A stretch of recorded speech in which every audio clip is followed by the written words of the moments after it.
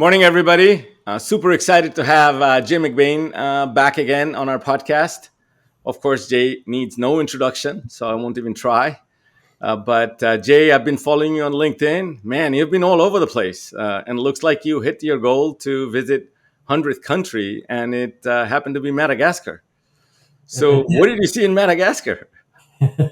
We've been on a lot of travel this year, and this is why we work for other people to get some vacation time. It's harder as an entrepreneur like you to travel the world, but we went on a 10-day European trip to go see Taylor Swift, driving through all of Europe, and then we just ended up a few weeks ago coming back from Africa, 7 different countries, and going to see all of the animals in their native habitats over a course of 3 weeks. We were on a different plane every day and flying into different places. And yeah, it was just a wonderful trip for the kids and going to see ecosystems in their natural habitat. The real ecosystem, where the word even comes from. Awesome. So let's switch to business a little bit. I know we have about half an hour to cover state of the channel, and it's a big topic. I also know you've been doing some major keynotes, so hopefully our audiences who haven't been able to attend your conferences, they'll get a preview of where things are going and what's in your head and what you're seeing. So with that, I'll let you kind of get started and kind of walk us through what you see happening at a global level. Yeah, absolutely. And as an analyst, we always start with numbers, but I'll say in 30 years of doing this, I've never started with a world GDP chart before, the 105 trillion flowing through 193 countries. There's several reasons now why as channel partnership ecosystem alliances type of analysts, we start at this world number. One is that in channels, 75% of this number goes indirectly across all 27 industries. We've talked a lot about that on past podcasts, but more importantly now, as we're talking about generative AI, we're starting to talk about not just the next year, 3 years, we're starting to talk about the next generation of technology. And you might hear Microsoft talking about a $4 trillion market TAM that they see within AI from their lens.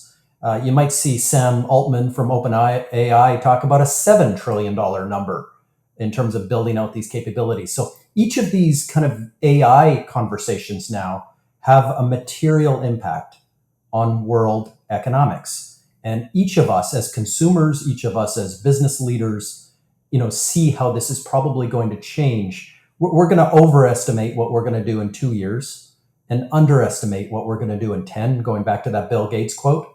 But this now has an impact on how all of us live and work, into the next generation. So from before we deep dive into IT, just looking at your overall slide, how the world is split, sort of U.S. and China are the top two players, and we know there's kind of a partitioning of global tech bubbles that are kind of happening around that. When we think about the AI growth, do you see convergence between those two bubbles in any form or shape, or do you see they're kind of staying at two separate bubbles? Yeah, I mean, this is one of the big changes, after 40 to 50 years in this industry. The world is kind of operated, and you can just see by color, from pink to darker pink to, I guess, cream color. The world is split up kind of into a third, a third, a third. North America to Europe to APAC has always kind of been a third, a third, a third in terms of where the TAM sits. But when you talk about generative AI, and now you're talking about the future of cloud, the future of technology, that line between China and the US is getting thicker and harder from both governments shutting out each other, debating on the US side to shut down TikTok, Huawei and things like that. And then on the other side, China building their own internet. The tools that they use are very, very different. The social networks are different, how people communicate and collaborate. So there's going to be kind of two internets if you look forward, by decades, and two world powers kind of, thinking about technology in two different ways. And then kind of the rest of the world as it kind of fits into that. So it's a really interesting way to look at the future. Brilliant. So I know you have talked about before. Roughly, average IT spend in an organization is between 2 to 5% of their total spend, etc. Right? And the numbers that Canalys and your team has published, roughly around 5 trillion is the kind of the IT spend. So can you walk us through what does that spend look like, and what component of that, roughly at a high level, would be impacted by AI, how that's going to change, let's say 12 to 24 months horizon. Yeah. So as you said, businesses and government spend pretty close to $4.94 trillion this year on hardware, software, and services, both in tech and telco. That makes up about 5% of the world's economy. So very similar to a budget within a company is, how it represents at a GDP level. But a quick look at all of the categories and subcategories, how it all breaks out. The $5 trillion is $1 trillion in hardware, $1 trillion in software, and $3 trillion in services, split pretty evenly between telco and tech. It was just last year that tech, for the first time ever, became larger than telco services. That surprises a lot of people. Inside of services, watching managed services become a $548 billion business. One out of every $10 of business and government spend is now on a managed contract. So there's surprises inside all of this. We're double clicking on the places like cybersecurity. Even at the edge, PCs are going into a super cycle. So there's places where partners can grow in double digits. And one of the interesting things to take from this view is 2/3 of the world is services. The services are growing faster than hardware and software. We're in a world now where a partner is growing faster than the vendors they represent. And that's good news for all of us. It's good news for the economy and the tens of millions of people that play in this industry. This is, a very strong economic backbone. The world economy is growing at 2.9%. The tech industry is growing at 6.2%. And the smartest partners and the smartest vendors are trying to go and double or triple that tech industry growth to, in tough times, grow their businesses by 15, 20, 30% is amazing. And the tech industry continues to be the bright light in all industries. So if we kind of go back to one of the words you just mentioned, the PC sort of super cycle, we know COVID, had a huge boost in PC sales, and then everybody bought laptops that needed to work from home. We're coming out of the back end of that cycle, so the PC manufacturers are quite excited. And traditionally, IT cycles have been linked to greatly sort of PC and server upticks, right? But with our move towards clouds, and maybe convergence with AI, do you think this cycle is going to be as big traditionally what PC super cycle has been, or is going to be different or the same? What's your take on that boost? Well, it's going to be a super cycle by growth into double digits, but it's a shift in terms of how computing happens. So I'm showing here that lump in the snake when all of us had to go home with laptops during the pandemic.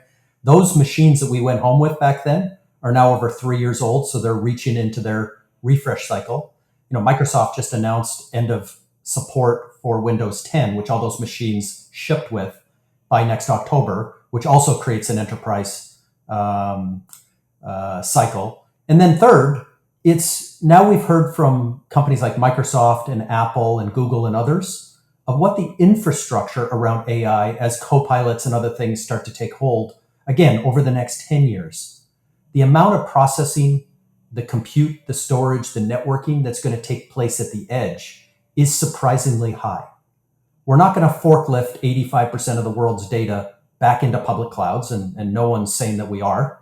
We don't have enough electricity. We don't have enough fresh water to go do that. And so they really much see kind of a diagram here of where half of the compute happens on your local PC, your local smartphone, and the local network that surrounds that is going to be a big, big player in AI. And we're starting not just on the PC side, we're seeing this in smartphones going into a double-digit super cycle for the next 8 quarters. And then we're seeing on the server side, like for example, last quarter, servers grew triple digits. Talk about an industry that's 40 years old and pretty flat, kind of during that time, just doubled in size in 1 quarter. I will say NVIDIA was 80% of that number. And you can see the $3 trillion valuation that goes along with that. But I'll say that we're watching storage, we're watching networking. When this is going to be a pretty wide network in terms of where the infrastructure sits from the edge to hybrid to cloud, this is going to be for partners who spend most of their time at the edge, a really, really good cycle, not only for the next couple of years, but we're actually forecasting out a pretty good decade to be in technology. So what I'm hearing from you that the word edge computing is now becoming edge AI computing, Correct. because the processing capabilities, and whether there's small models or mid-sized models, they're going to sit on your client and they're going to compute your private data on the client, and it will get some overall macro meta level help from the cloud, right? That's the architecture you're kind of talking about. Yeah, and by the way, it's not just growth of devices, it's the revenue growth. To run a copilot, on, somebody sitting on your shoulder, reading all your emails, listening to all your phone calls, doing that processing of models, right there in your hand. It's not going to be on a $500 plastic laptop. It's not going to be on a $500 plastic Android phone. It's going to be on a $1,400 Android or iOS phone. It's going to be on a $1,400 laptop. So, we may shift the average unit price. We may double it as people start to say, I do need to double up and I need the power necessary to have an AI certified machine. So, for example, we're talking about 47% compounded growth rates for these more capable machines that run advanced compute, advanced storage, advanced networking capabilities that will get the best Copilot type of experience for the user. So not only is your industry growing by devices, but if you can shift the value of each of those devices and maybe even double them, this is a whole new world for those manufacturers in that space. So from a life cycle perspective, I know you talked a lot about hype cycles and adoption. Traditionally, we have seen in computing that gaming would play a massive impact on high end computing architecture outside server space, right? And then they would come down on the laptop side or even desktop side, separations between GPU or CPU, how they will come down. So how does and traditionally, I think you have talked about like 2/3 or 70% of the IT flow happen through the channel, right? So keeping aside the consumer segment, when these kind of the super cycle is coming in, where are the opportunities for the partner ecosystem, and also maybe in two stack level, both at a device level and an application level? Because the cloud computing is going to belong to three, four guys, right? Three, four major brands. So for the rest of us to participate is hard. But as application provider, it's great. As device provider, it's great. As solution provider, it's great. So break us down a little bit that traditionally that we have seen from gaming side, how it comes down, impacts consumer, maybe business computing. How does AI computing evolve, and how does a partner ecosystem play into that space? Yeah, I'm glad you brought up, gaming as an example because, I sold PCs for 17 years. There was a point in time where the next version of Windows or the next version of Office 365 didn't drive. It wasn't enough technology to drive a new cycle. Guess what drove the cycle in PCs is to be able to play the latest game. One of the ironies out of all of this is the technology to play games, which was GPU processing, to be able to flash graphics on screen and run at 60 frames per second, and in these immersive worlds that got created as you walked in the door. This is the computing cycle. If you talk about Intel's challenges right now, they missed the mobility shift in 2007 to smartphones. They missed the next compute shift, which was crypto. And crypto wasn't run on standard CPUs, it was GPUs that allowed people to mine for Bitcoin and other type of cryptocurrency. And guess what? This next generation of Gen AI also runs on GPU. So this small company, NVIDIA, and small companies like ATI back in the days that made these $5 video cards on a standard PC, but then a $300 or $400 GPU on a gaming machine. These are the chips that have a 2 or 3 year wait list right now to go build towards the future. And if you're the company that kind of missed these three shifts in compute, right now you're circling the wagons and trying to figure out a way forward. So these are all things that link back to gaming, and which triggered kind of these next compute cycles. And now as a channel, you start to look at the millions of companies, tens of millions of people that want to earn one of the 7 spots around every customer. So McKinsey would say that every mid-market or every enterprise buyer now has 7 partners they trust. We're at the end of the single throat to choke. We're at the end of the trusted advisor.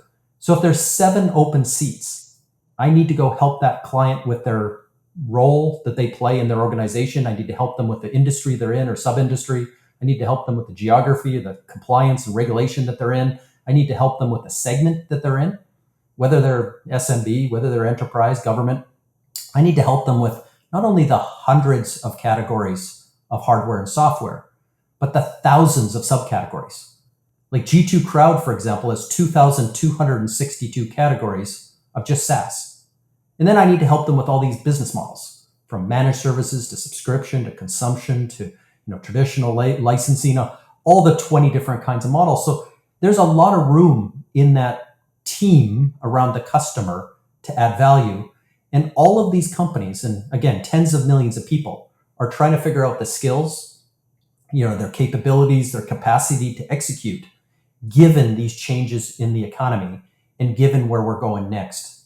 So, following that train of thought, when you think about the various sort of sectors in the IT channels, right?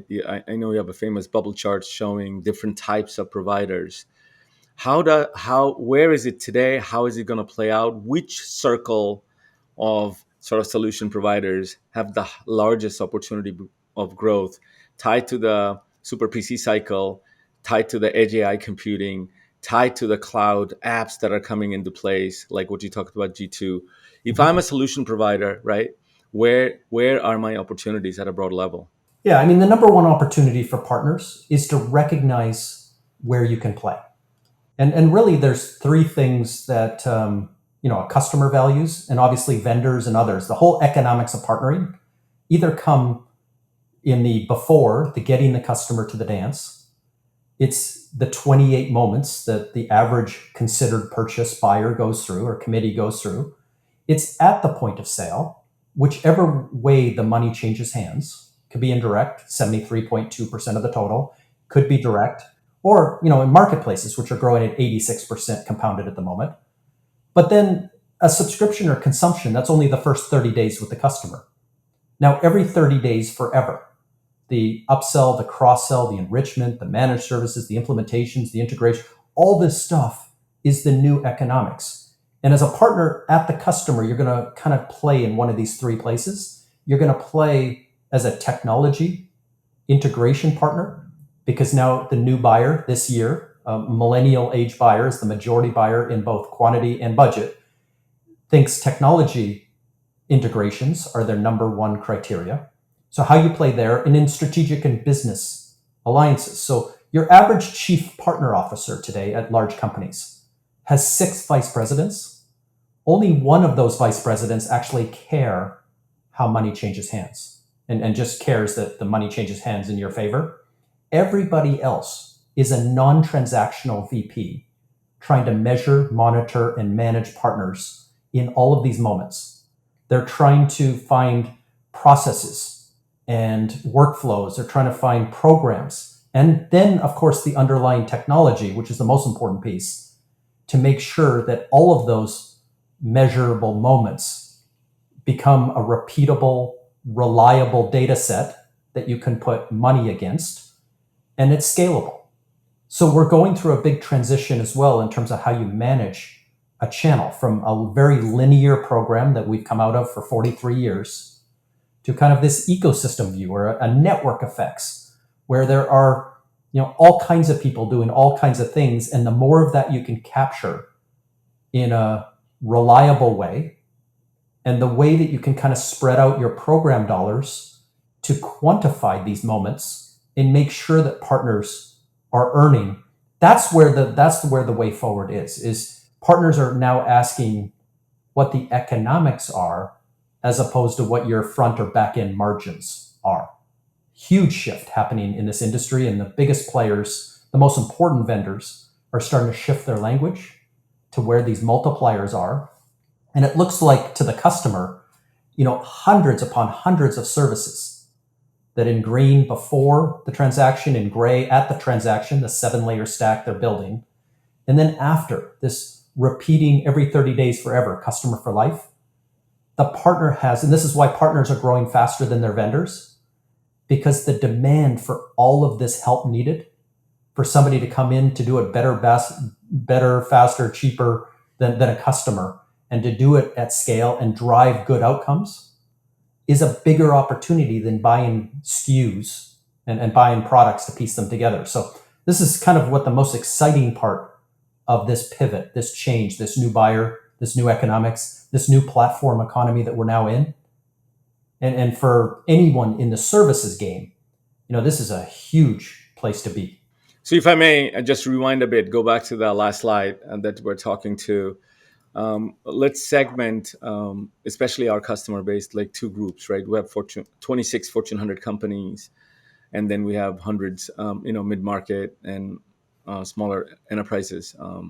So if I sub-segment into those, when you're thinking about a Fortune 100 or a Fortune 500 go-to-market through a partner base, let's talk about how would I address sort of influencing, landing, and expanding this framework that you have. Then we'll come back and talk about mid-market. Yeah, I mean, the first thing top down, is 3 years ago now that Microsoft brought out a point system.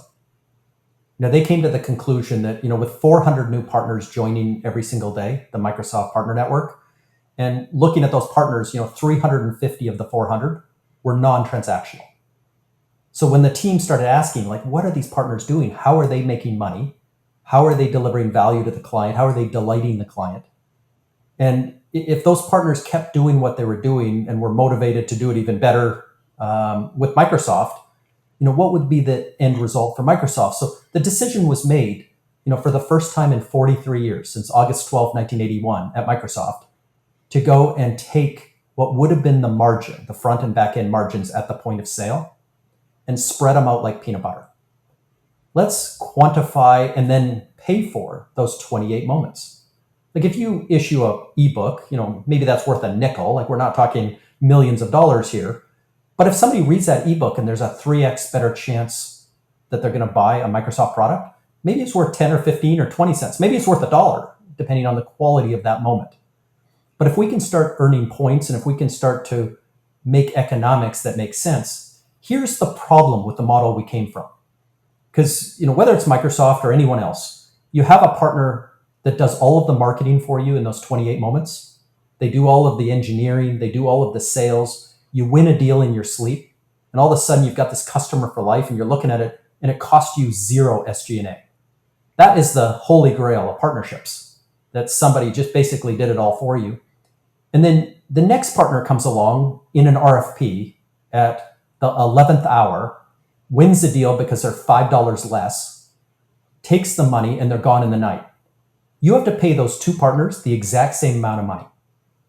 And what ends up happening is the first partner, if you measured them correctly and applied all the SG&A savings and kind of quantified it all, that partner should have probably made double or triple what you're paying them.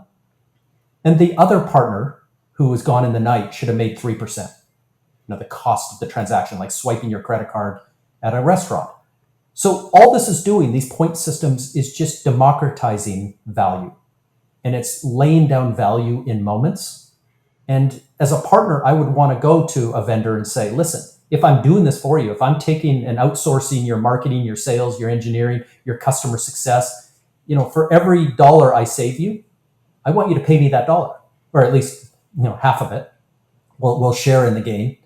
And I'd want you to know, I'd want you to have visibility to all the value that I add you, because I'm not the person that collects the money at the last minute and comes in a nickel less and is gone in the night. So I just want to make sure that I'm building out a very specific and granular way to do this. And this is the technology conversation.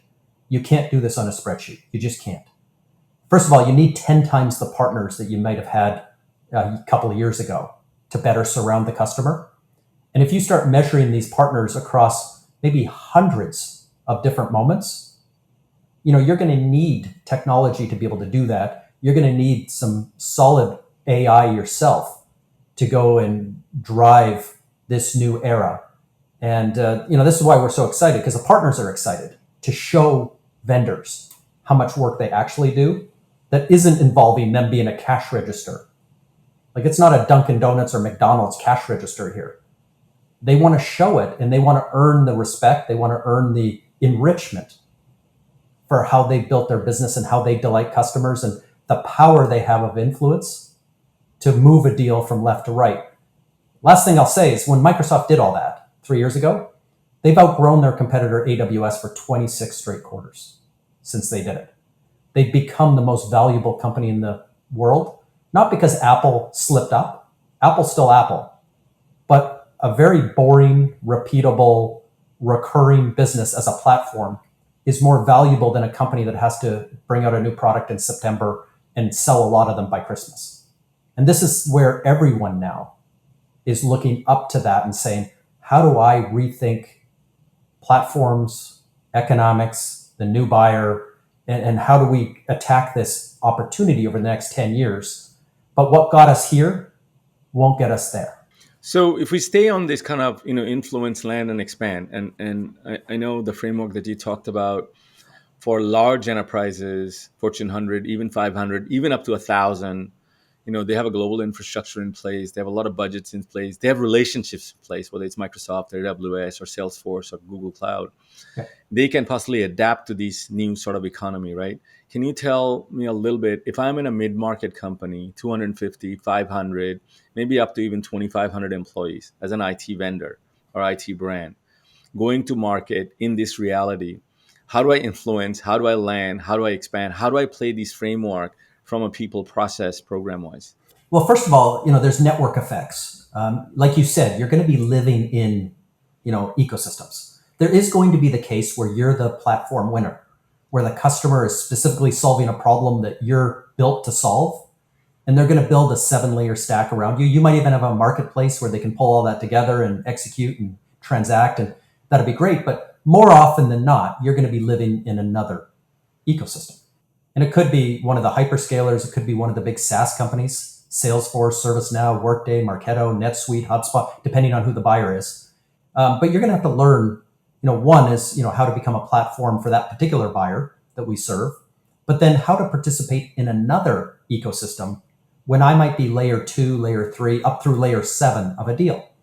So it means that I have to participate strongly in their marketplace. I have to participate in their communities, in the marketing around that platform, and the millions of people that are, adding value in those ecosystems. I have to get them, when they're in front of the customer, to say, X plus me equals 3.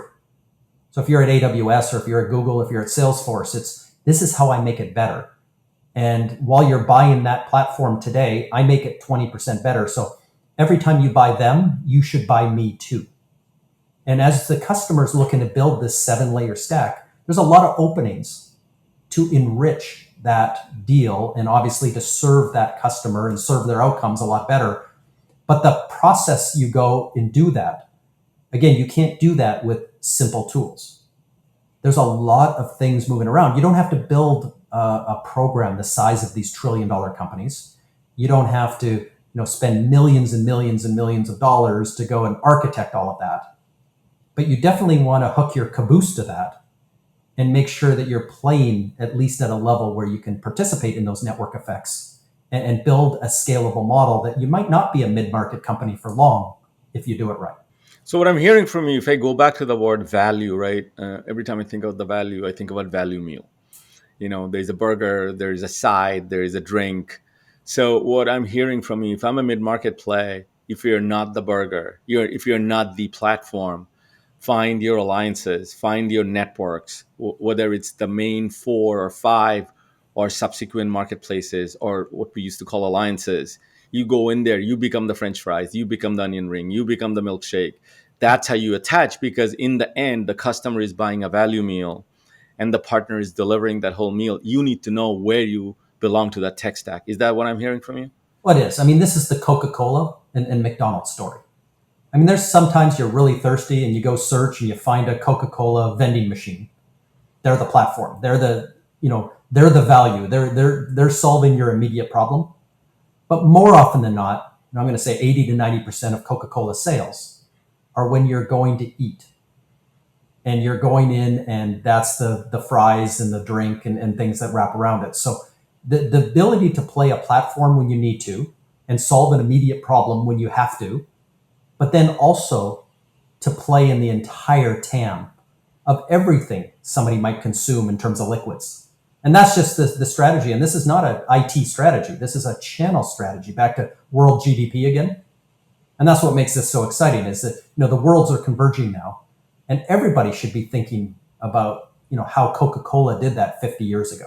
So going back to the Coca-Cola model, right? In the old days, if I'm a Coke rep and I was only trying to sell to McDonald's and corporate suddenly take that relationship away, I'm not selling it on the field, my job's gone, right? But what I'm also hearing from you, there's other mom and pop shops or vending machines I should be going after as a rep. So my job is not necessarily going away because of these super shifts on AI and etc. It's just shifting.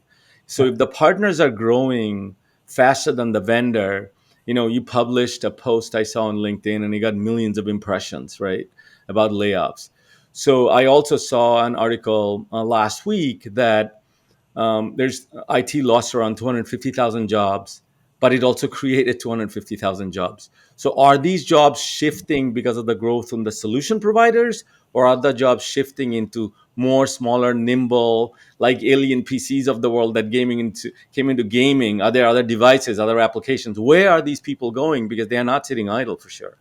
Yeah. The good news is we live in a world of permutations and combinations. In tech, we don't live in a Coca-Cola world.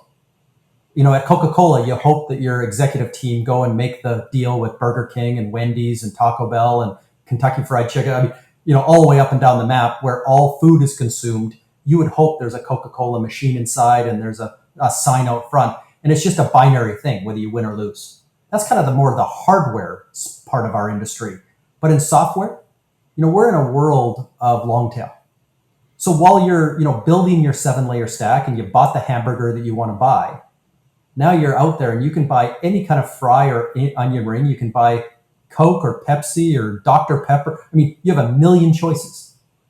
This is like the marketplace from A to Z, the Amazon.com, which is now becoming the IT marketplace, where a customer can go out to the 250,000 ISVs and mix and match to their benefit.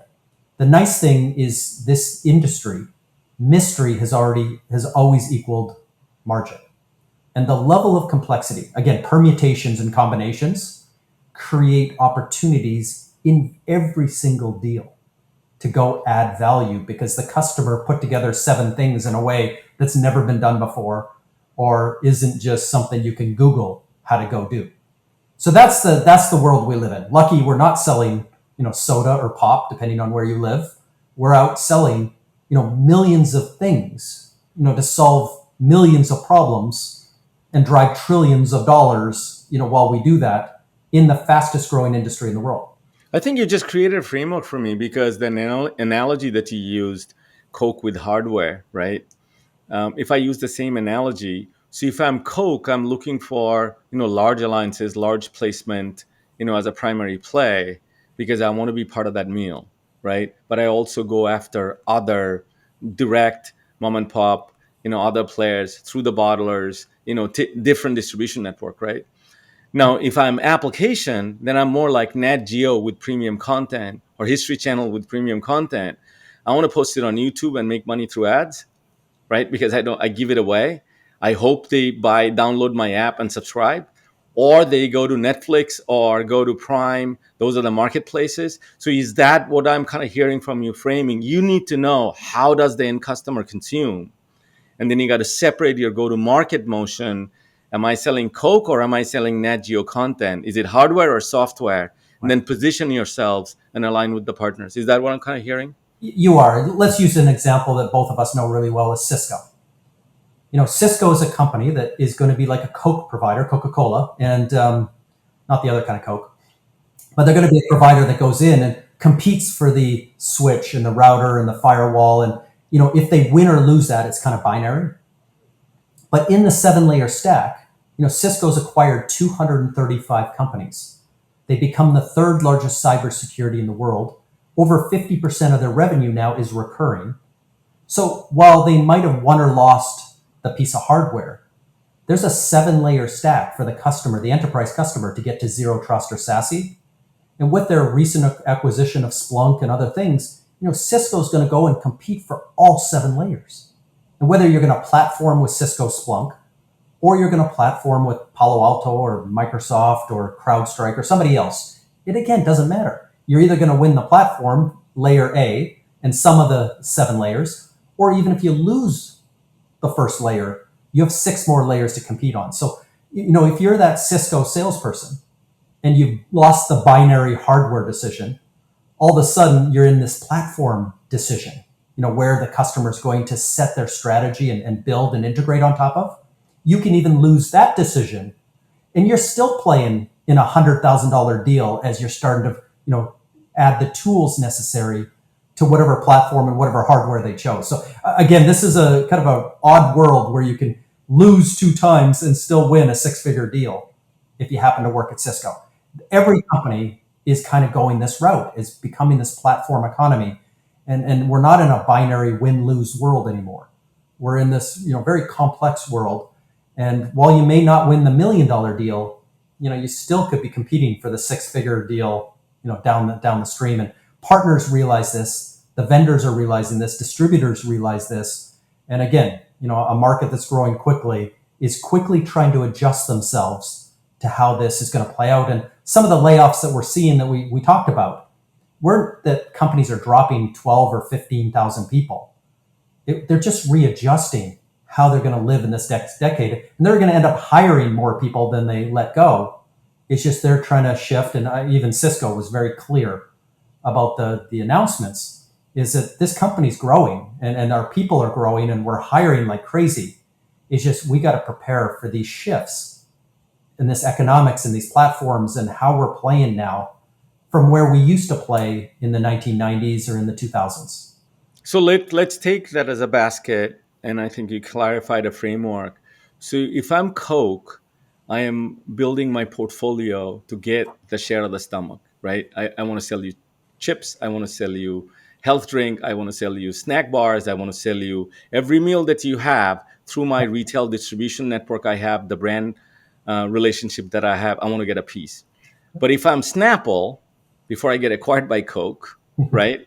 I want to figure out what retail outlets, what partner network I go to sell myself as an attached to a meal before I get the Safeway shelf space or some other space, right? Yep. So that is completely clear. So kind of talk to me a little bit about then when these 15, 20,000 people that are being asked to leave a large organization, where are their opportunities? How do I find the Snapple? Because they are growing, right? What I'm hearing from you, they're figuring out what meal to be part of, right? And change is the only constant. So how would they go to approach? If you have some employment advice to colleagues of ours that are caught between the middle of this change, because change is going to accelerate. There are going to be a lot more larger companies. They will adjust their portfolio, as you just said, adjust their skill sets. Therefore, people will have to unfortunately leave. How do they look for the next Snapple? Yeah, I think you answered part of it right at the beginning. Is it starts with data. If I join a company, the first thing I'm obsessed over is when the CEO tells me how big the TAM, the total addressable market size is. How many billions of dollars are we chasing? My first job is to come back, within 30, 60 days with the SAM and SOM mapped out, which is the available market and obtainable market. If I'm selling cybersecurity, it's 91.5% through the channel. So I want to come back in 193 countries and show exactly the distribution, VAR, MSP, broader channel of where all the cash registers are. So while, we talked a lot about before, during, and after the transaction, the first thing I want to set myself up for is, are we aligned? Do we have a big enough obtainable and available market to go get what the goals are and the reason they hired me in the first place? If not, I have to make the SOM and SAM bigger. I have to go get more shelf space for Coke. I have to go get more restaurant deals. I have to go and get into the bigger TAM number. But once we kind of determine that, because by the way, if you join a SaaS company in MarTech, you might not even have a resale channel. You may not need one ever, because less than 10% of MarTech and ad tech is resold. So guess what? These digital agencies aren't cash registers. But now I'm going to look at the kind of channel I need. For example, Salesforce became a $35 billion company, 99% direct. It doesn't slow them down from having 220,000 partners. ServiceNow is direct. It doesn't stop them from having 250,000 partners. But this is the first job of the channel manager, is to understand where and how my product is sold, and then work backwards and forwards from that point. Now I want to ask the second question. Tam Sam Som is the first one. The second question is, let's get obsessed about the 7 people around each one of my buyers and each one of my prospects. Again, we're not talking Coke here. It's not a commodity product. We're all in considered purchases. So who's surrounding, who's driving the consulting, the content, the design and architecture, like who's literally driving the show at each of my customers? And when I expand the 7 for each customer and each prospect out to my bigger TAM, I might be dealing, if, by the way, in cybersecurity, I'm dealing with pretty close to 1 million companies today who are tagged cybersecurity on LinkedIn, or they tagged it on their website as something they think they do. So that's a really big network of people, not resellers, but network of people that might influence a buyer on how they think about cybersecurity. So in this world of surround, I need at least one of the 7 people to know who I am and at least say nice things about me to introduce me into the sales and marketing cycle today. But if I could have 2, 3, or 4 of them, I'm going to do what Microsoft did and completely change the world. So I've got to start at 1 and figure out all the things they read, where they go, the people they follow. I need to surround them. It's easier than you think. One of the funny things that comes out of all this, it's the law of a few. If you want to get to managed service providers, 335,000 of them, the 10 million people that work there, and everything they read, every place they go, and there's only 1,000 watering holes. And there's only about 100 super connectors in that. It's such a tight market. Some companies run it with 1 person managing it. And the same thing for GSIs, the same thing for ISVs, the same thing for digital agencies or accountancy, any of the 20 partner types. You'd be shocked that the entire network of influence comes down to hundreds of things that you're just not executing on today. So my second job as a channel manager is to become a marketing manager and just make sure that we're visible every day. We're on those podcasts, we're in those events, we're in the associations, we're in those peer groups, we're everywhere surrounding those partners so they can get that 30-second elevator pitch. They can become, smart enough to be dangerous. And hopefully over time, they might become part of my program in any which way that I can support them to say nice things about us at scale. And really, that's where I'm starting my job. If I'm not, 30, 60, 90 days in, pretty comfortable with those 2 questions, that's going to lead to what kind of program I need to build. Obviously, the technology that's going to put it all together, all the operational stuff, the workflows, everything else flows from those 2 questions. And I'm going to want to drive my company into that platform conversation, which is the third and final part. We're either going to win the customer and they're going to build around us, or we're going to lose the platform, which is totally fine, and we're going to go and compete on the other 6 layers. But I want to be in every client at one level or not, to go and enrich and continue to show my value. All right, so let's try to kind of wrap this up. I want to leave with this massive change that you're talking about. Everybody's reading you and others in LinkedIn. I want to talk a little bit about, Jay, the transition that people and talent pool will go through, right? So if I kind of see the journey you explained, how you move from one role to another, how you look for ecosystems. Let's say there are super networkers I see in my customer base and our prospect base that are out there in networking events, talking at podcasts. If I keep that group aside, let's say I'm part of this large brand and suddenly I get caught up in this transition of layoffs, right? So what I'm hearing from you is that, sure, go take your skills. You can apply to another big brand of the same size. But the opportunities are also in the smaller, mid-size, lower end of the enterprise, size-wise, that I can go take my skills because they're trying to go into go-to-market, influence, land, and expand. They're trying to think about how to be the fries or the Coke or the milkshake into someone else's stack, right? So if I am me, myself, as a channel marketing manager, director, partner ops person, someone in this pool of talent that suddenly caught between this change, I have to look for my next employment opportunity.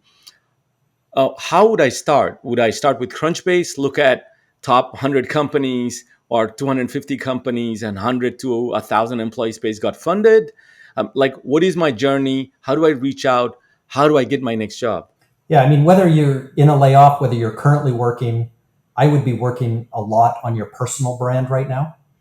For all the people that got typecast at channel chiefs, transactional channel chiefs, are having a struggle. The people that might have been on those big magazine lists, 10 years ago, they're struggling as they're getting older to find the next job because all the big jobs now, the chief partner officers, didn't go to channel chiefs, the transactional, because they were worried that they would take too much of that point of sale up to the boardroom, where people now understand that, I need those six vice presidents, before the sale, at the sale, and then every 30 days forever. I need the tech alliances to be built in front of this new buyer. I need the strategic and business alliances. I need all six of these things. So if you're competing for one of those big jobs, they're $1 million jobs at the big companies. This is where your resume, this is where your personal brand has to be. And even if your job is currently a transactional channel chief, I'd want to be on podcasts. I'd want to be out speaking at events. I'd want to make sure that my LinkedIn shows me as one of these, broader partnership folks that understand all of the alliances, all of the different kinds of, non-transactional partnerships that surround my customer. And if I'm friendly with all seven types of partners and seven partners that surround my customer, that's what every company wants to hire for.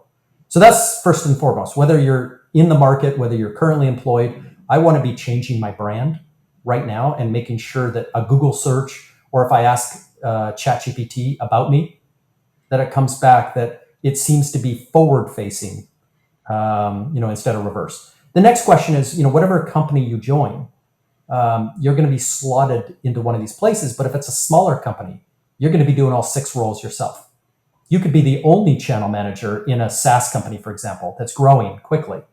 Hopefully you ask for good equity and good options when the big IPO hits. But if you're that first hire, you're going to be your own six vice presidents and doing the three things that we just talked about in terms of the TAM, SAM, and SOM data work, doing the platform work, and then obviously doing the surround work. You're going to be your own employee, and you're going to be working long days and long nights, but you're also going to want to make sure that's visible to the world, because these companies, as we know in the last year, there's a 30% attrition rate, because it's not about you at that point. It's about the board saying, no, we're not spending any more money. Anybody that's not building software or closing deals today is going to be laid off. So I'd want to be making sure that you're going to go through new jobs, sometimes every 2 years for a 30-year career. I just want to be making sure that I'm forward facing in terms of the things I'm doing and executing, and also the way that I portray myself kind of out in the public and to the other super connectors that might be asked, about me or asked to recommend me. I'd want to make sure that they're not pointing back to the great stuff I did in 1987. Incredible. So, with that, great advice for the people that are looking for a change in the middle of this incredible change that's happening. Jay, thank you for your time. I'm going to have a follow up with you in a couple of months again. We'll talk about tech, major tech shifts in this place. But thank you for your advice, for your counsel, and sharing your thoughts and insights with our audience. Absolutely.